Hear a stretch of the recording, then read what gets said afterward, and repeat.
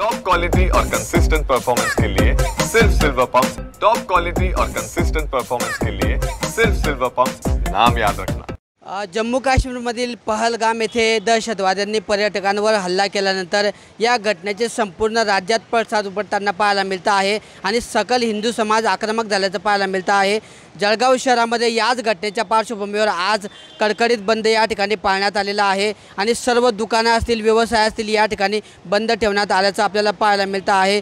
पहलगाम येथे दहशतवाद्यांनी पर्यटकांवर हल्ला केला आणि या हल्ला केल्याच्या घटनेनंतर संपूर्ण राज्यभरातून या ठिकाणी संताप व्यक्त होताना पाहायला मिळतो आहे आणि त्याचे पडसाद जळगाव जिल्ह्यामध्ये सुद्धा उमटलेले आहेत। आपण आता जळगावच्या जामनेरमध्ये आहोत आणि जामनेर हा जो आहे मंत्री गिरीश महाजन यांचा मतदारसंघ आहे।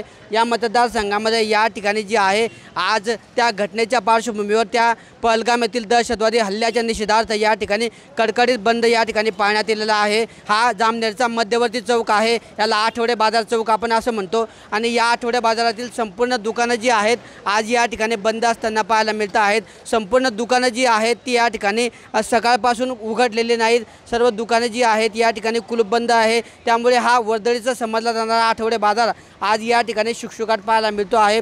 व्यापारी असतील, दुकानदार असतील किंवा व्यावसायिक असतील, असं संपूर्ण या बंदमध्ये सहभागी झाल्याचं पाहायला मिळतं आहे। आजचा हा एक दिवसीय बंद आहे। या पहलगाम येथील घटनेच्या निषेधार्थ हा बंद या ठिकाणी पाळण्यात येतो आहे। या ठिकाणी सुरुवातीला सकल हिंदू समाजाच्या तरुणांच्या वतीने असतील, नागरिकांच्या वतीने या ठिकाणी पर्यटकांना श्रद्धांजली अर्पण करण्यात आली आणि त्यानंतर या ठिकाणी सकाळपासून हा कडकडीत बंद पाळण्यात या ठिकाणी सुरुवात झालेली आहे आणि दुकानं असतील, व्यापारी असतील, नागरिक असतील किंवा ग्रामस्थ असतील, असं संपूर्ण जे सकल हिंदू समाज बांधव आहे या बंदमध्ये असतील, कडकडीत बंदमध्ये सहभागी झाल्याचं आपल्याला पाहायला मिळतं आहे।